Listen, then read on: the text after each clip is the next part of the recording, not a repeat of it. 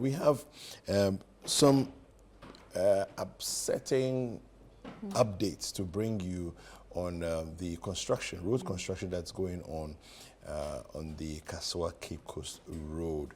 Now, somewhere along in Gomwa or Treko, there's been a development. The road has been split in half because the Ayensu River that courses through the community has been diverted, and the rush of the water has basically eaten away, eroded at the main road. It's a highway that leads from Kasoa to Cape Coast. And we're going to get our correspondent on the line to bring us some clearer understanding of exactly what's going on there, why the river was diverted, and what are the potential solutions being discussed as we speak, because I think the idea was not for this to happen. Because if you look under the road, you see culverts underneath, and you see there's a bridge that the water should have passed under. Well, our correspondent from the Central Region has joined us on the line. Calvis Tete. Calvis, you're welcome. Thank you, David. So, Calvis, Abadino, the Gumwa or Treko area, what's going on? What's really happening? Well, the situation on the Gumwa or Treko stretch is not very pleasant, in the sense that, portions of the road have caved in, making it difficult for the free vehicular movement. Late yesterday, we had indication that the Ayensu River, which takes its source from Etiwa in the eastern region, has overflowed its banks, making way for portions of the river, the water to come onto the main stretch. Now, the construction companies themselves have diverted the natural course of the river in order to help them construct the road. So this is what has led to, the river overflowing its banks. The natural course where they diverted the road, the diversion is a bit small, giving a lot of pressure, since it has rained for the past 3 days, giving a lot of pressure on the diverted portions, forcing the water onto the stretch. And it's not a pleasant scene here, David. Vehicles have to use alternative routes. Those coming from Winneba have to use the Winneba roundabout. There's an old road from Winneba that connects to Akoti Junction, and then they can join to Accra. Now, those coming from Accra also can use the Gomwa Porting section. There's a road from the Gomwa Porting section that connects through to Winneba Junction and then straight to Cape Coast. So these are the two alternative routes that vehicles are using. It's interesting to know that the road is quite free now.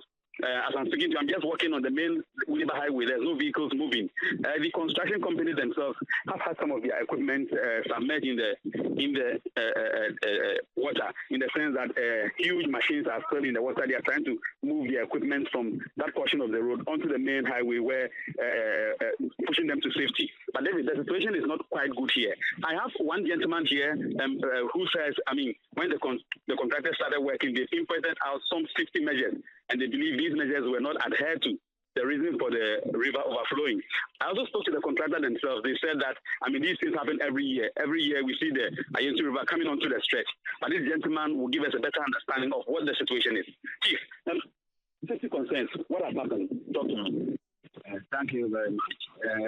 I must say that the contractor is not helping much.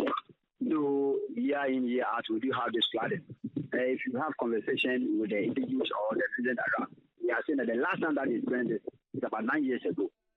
When the contractor is constructing the road or doing the road expansion, there's a need for him to do that bridge so that the other side of the road can have a bridge. But he did not put safety measures into consideration. I will repeat, he did not put safety measures into consideration, in the sense that instead of him, at least though he's diverting the route so that he can work on the bridge, the coverage that is used to make sure that the water will move from the other side of the road to the windward side of the road. The coverage that the contractor is using were not big enough. So at a point in time when the water was overflowing, the water has a taste. It has its own course, and you cannot prevent it. So the only thing the water could do is to make sure that it will overflow the bridge, causing mayhem. So I must say that instead of the contractor taking the safety of the people into consideration, the conversation that we even had with the citizens indicated that he did not even pre-inform them He did not even pre-inform them that this is what is happening. So they were taken unaware. So the contractor need to look into if the stakeholders or the authorities are listening to us. It is very important. It has created a chaos situation here. The citizens are worried. They are in a traumatic mood. So I must say that the contractor, in an attempt to do his work, has contributed significantly to this distraction that we are seeing on the road. Okay, we hear hundreds of houses have met. What are the names of these communities? Where we are now, we have Ochreku, Adewukwa, and Mampong. Adewukwa, Mampong are the two cities or the villages that have suffered most. With that of the Ochreku, it is only their farm that has been affected. But with the people of Adewukwa and Mampong, their residents have been affected. Their farms, their farm animals have been affected. And for that matter, they are crying. Their plea is that NADMO should come to their aid. It's not just the only visitation that they will come and visit them, whereby the media will follow and they will do the paparazzi and what have you. The most important is that they should do the needful to make sure that the affected ones will be supported. Now, this is a farming community, and know the economic hardship. So in as much as your building is submerged, your farm animals, your farm as well are gone. So it means that they are in chaotic situation that cause what? Drama to them, and for that matter, the government should come to their aid. Okay, when I spoke to the contractor, they did mention that this flooding occurs occasionally, and that this is not a new thing. Do you believe in that school? Thank you very much. It does occur occasionally, just as you're saying. Like I said from my earlier submission, I did mention that when we spoke to those around, they said that the last time that they experienced this is 9 years ago. Now, I must say that the block of the natural part of the river has contributed to this. As I speak to you, they are making an attempt to open it so that it will take its natural course. Now, the contractor is afraid that when we open it, the river will wash away their iron rods and other belongings that they are using to do the road. So that is their share. So meaning that they do things for granted. They did not do proper accessibility. I must say, proper visibility didn't go through. They ought to have asked the people the traditional history of this place when it is raining. But they took things for granted. If you have an opportunity to visit where the mayhem has happened, the bridge is so narrow, so the volume of water that needs to be channeled out to the other side of the road is not happening. That is why it has caused the mess. As I speak to you, we now have 3 outlets. The damaged bridge and other 2 outlets indicating that the volume of the water is increasing as we are speaking an hour by hour. Okay, David, so that is the concerned resident here within the more Accra-Winneba area. And David, as we speak now, you know, the contractor themselves, they are trying to open the channel to allow for free flow of water. But their worry, I must repeat, their worry is that huge equipment, iron rods and those things might be washed away. So they are trying to move the iron rods and those equipment from the stretch before they can open the channel for the water to flow. Then they would definitely make another plan and see how best they can divert the course of the water.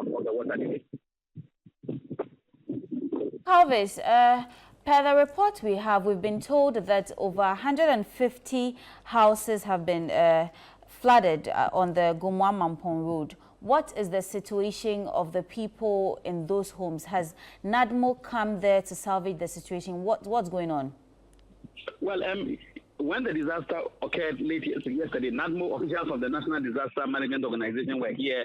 They actually helped to move some of the people, affected persons, into a church within the community. So as we speak, some of them have been moved into a church, but they are saying that the basic things such as bed, mattresses have not been given to them. That is their worry. So, I mean, they have been moved into a church and some accommodation elsewhere, but the basic things that need to be given to them have not been given to them, making it difficult for them to accommodate themselves in that church building.